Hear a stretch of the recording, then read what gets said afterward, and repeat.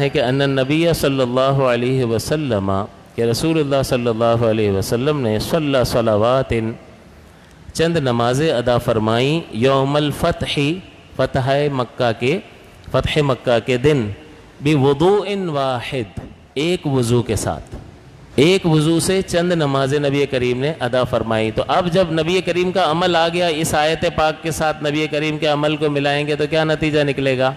اب ترجمہ کیا بنے گا؟ اذا قمتم الى الصلاة فاغسلوا، کہ جب تم نماز کا ارادہ کرو فاغسلوا تو وضو کرو، یہ نہیں بنے گا۔ جب تم نماز کا ارادہ کرو اور تمہارا وضو نہ ہو فاغسلوا تو تم پر لازم ہے کہ تم، تو یہ معنی کہاں سے سمجھ میں آیا؟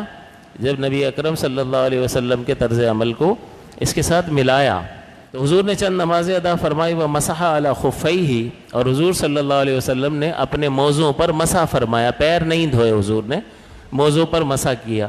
چمڑے کے موزوں پر مسح کرنا جائز ہوتا ہے، یہ جب وہ چیپٹر آئے گا تو انشاءاللہ وہ بھی آپ کو سمجھائیں گے۔ ومسح علی خفیہ، اور نبی کریم نے اپنے موزوں پر مسح فرمایا۔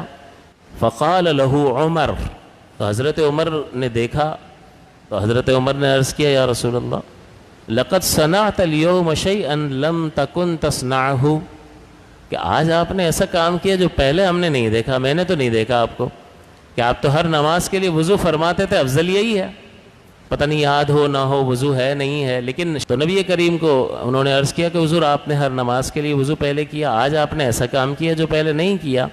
قال، تو حضور نے فرمایا عمدا صنعته یا عمر، میں نے جان بوجھ کے ایسا کیا ہے اے عمر، تاکہ لوگوں کو پتہ چل جائے کہ ہر نماز کے لیے وضو کرنا لازم نہیں ہے، ہاں باعث برکت ہے، باعث اجر و ثواب ہے، لیکن لازم نہیں ہے۔ تو اس حدیث پاک سے بات واضح ہو گئی۔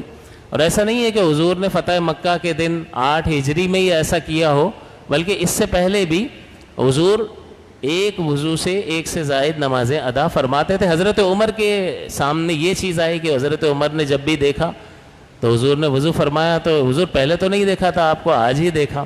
اس کا یہ مطلب نہیں ہے کہ فتح مکہ 8 ہجری میں ہوا ہے، 8 ہجری کے 2 سال کے بعد نبی کریم 11 ہجری کی ابتدا میں ربیع الاول میں وصال فرما گئے۔ اس سے پہلے بھی حضور ایک وضو سے ایک سے زائد نماز ادا فرماتے رہے ہیں، لہٰذا فتح خیبر کے موقع پر جو اس سے پہلے کا واقعہ ہے اس کی حدیث بخاری میں امام بخاری نے نقل فرمائی ہے کہ جب ہم خیبر کے قریب ہو گئے حدیث میں آیا فصل العصر، تو نبی کریم صلی اللہ علیہ وسلم نے عصر کی نماز ادا فرمائی۔ ثم دعا بالازواد، پھر حضور نے کچھ کھانے کے لیے منگوایا، فلم یؤت الا بالسویق، تو کچھ بھی نہیں تھا کھانے کے لیے مگر ستو تھا، تو وہ پیش کیا گیا۔ فامر به فثریا، تو حضور نے حکم دیا کہ اس کو بھگو دیا۔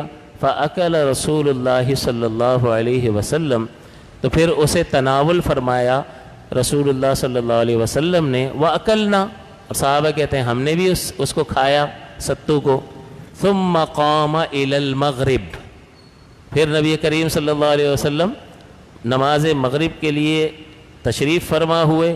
فَمَضْمَضَ، تو آپ نے کلی فرمائی، وَمَضْمَضْنَا، اور ہم نے بھی کلی کی۔ ثُمَّ صَلَّى، پھر حضور نے نماز پڑھی، وَلَمْ يَتَوَضَّأ، اور حضور نے نیا وضو نہیں کیا۔ اس کا مطلب کیا ہوا کہ پہلے وضو ہو تو ہر نماز کے وقت وضو کرنا لازم اور ضروری نہیں ہے۔ اب ان 2 حدیثوں کے مضمون کو اس آیت مقدسہ سے ملائیں گے تو ترجمہ کیا بنے گا کہ جب تم نماز کے لیے نماز کا ارادہ کرو اور تمہارا وضو نہ ہو فاغسلوا الی آخر الآیہ، کہ تم اپنے ہاتھوں کو، اپنے چہروں کو، اپنے پیر کو دھو اور سروں کا مسح کرو۔ اس کا مطلب یہ ہوا کہ ایک وضو سے آپ کئی نمازیں ادا کر سکتے ہیں، ہر نماز کے لیے وضو کرنا ضروری نہیں ہوتا، ہاں باعث سعادت ضرور ہے۔